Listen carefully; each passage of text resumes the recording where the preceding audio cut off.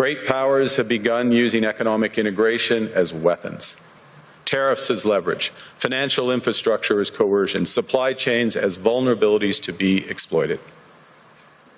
You cannot live within the lie of mutual benefit through integration when integration becomes the source of your subordination. And right after Davos, the next weekend, I will travel to India. There's still work to do, but we are on the cusp of a historic trade agreement. Indeed, some call it the mother of all deals. One that would create a market of 2 billion people, accounting for almost a quarter of global GDP. India will become the third largest economy in the coming few years.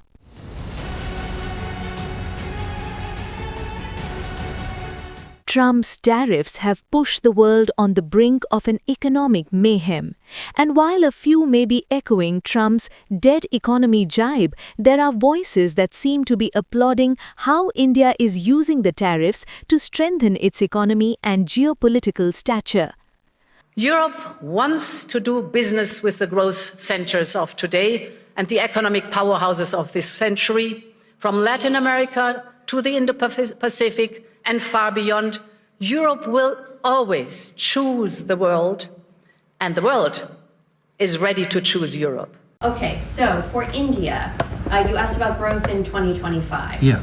So what we have seen in India is that India is a key growth engine for the world. India's growth in 2025, when we did our Article 4 staff report, we had estimated growth for fiscal year 25-26 at 6.6%, which is based on strong consumption growth. What we have seen since then is that the third quarter growth in India came out stronger than expected, and that puts that makes it likely that we will be upgrading our forecast going forward. So, and we have our January WEO update coming in the next few days, so we will have a revised growth number for India at that time. But I think the bottom line for us on India is that it has been a key driver of global growth, and growth has been quite robust in India. Months after Trump kicked in tariffs, Modi government announced massive GST reforms to boost consumption. इस दिवाली में आपको एक बहुत बड़ा तोहफा देशवासियों को मिलने वाला है। पिछले 8 साल से हमने जीएसटी का बहुत बड़ा रिफॉर्म किया। पूरे देश में टैक्स के बर्डन को कम किया, टैक्स की व्यवस्थाओं को सरल किया, और 8 साल के बाद समय की मांग है कि हम एक बार उसको रिव्यू करें।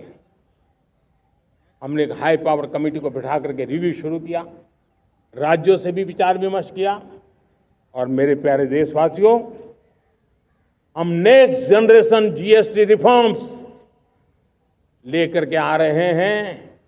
ये दिवाली के अंदर आपके लिए तोहफा बन जाएंगे। सामान्य मानवीय की जरूरतों के टैक्स भारी मात्रा में कम कर दिए जाएंगे। बहुत बड़ी सुविधा बढ़ेगी। हमारे एमएसएमई, हमारे लघु उद्यमी, इनको बहुत बड़ा लाभ मिलेगा। रोजमर्रा की चीजें बहुत सस्ती हो जाएगी, और उससे इकोनॉमी को भी एक नया बल मिलने वाला है। But then these reforms have been carried out with a focus on the common man.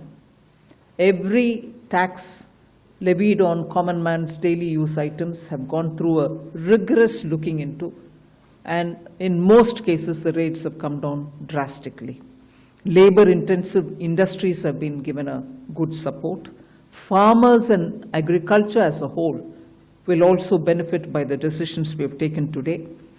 Health-related also will benefit. So the key drivers of economy have been given a prominence.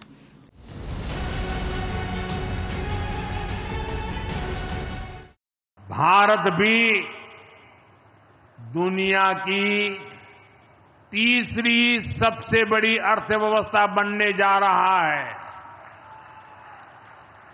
इसलिए भारत को भी अपने आर्थिक हितों को लेकर सजग रहना ही है। जो देश का भला चाहते हैं, जो देश को तीसरे नंबर की इकोनॉमी बनाना चाहते हैं, ऐसा कोई भी राजनीतिक दल हो, कोई भी राजनेता हो, उसने अपने संकोच को छोड़ करके देश हित में हर पल, हर बार, हर जगह देशवासियों के अंदर एक भाव जगाना होगा, और वो है हम स्वदेशी का संकल्प लें। मेरे भाइयों बहनों, मेरे देशवासियों, अब हम कुछ भी खरीदें तो एक ही तराजू होना चाहिए। हम उन चीजों को खरीदेंगे जिसे बनाने में किसी न किसी भारतीय का पसीना बहा है। Consumption. India is a consumption-driven economy, consumption-driven domestic economy. And that is a reason why, notwithstanding the tariffs that have been imposed by the US, we've grown and grown very well so far. And actually, our growth for the year will exceed what the finance minister had targeted last year when there was no talk of tariffs. So tariffs has had a very limited impact in terms of growth. And that's largely because of the pickup in consumption as a result of the cut in the GST rates. Over the months gone by, India has opened its economy to several countries via trade deals. The opportunity is clear.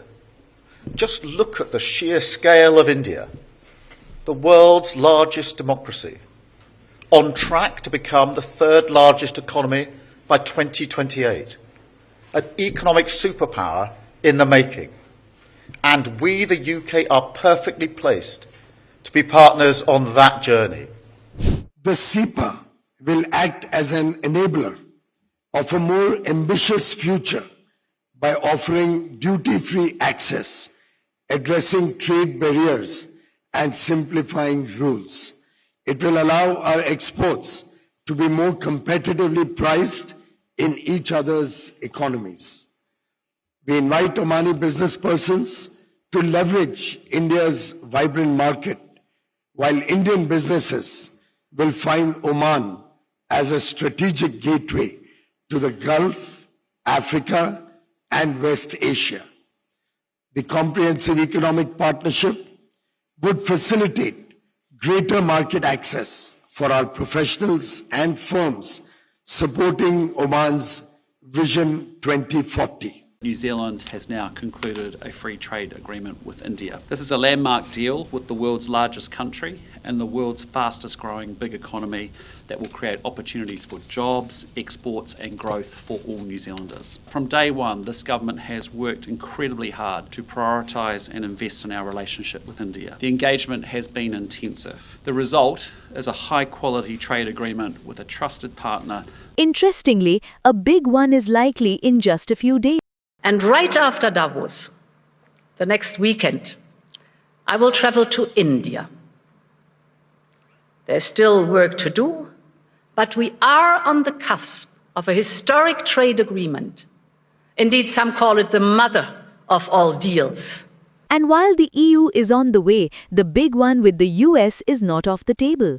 At the World Economic Forum 2026, held in Davos, Switzerland, Trump told Indian reporters, "I have great respect for your Prime Minister. He's a fantastic man and a friend of mine. We are going to have a good deal."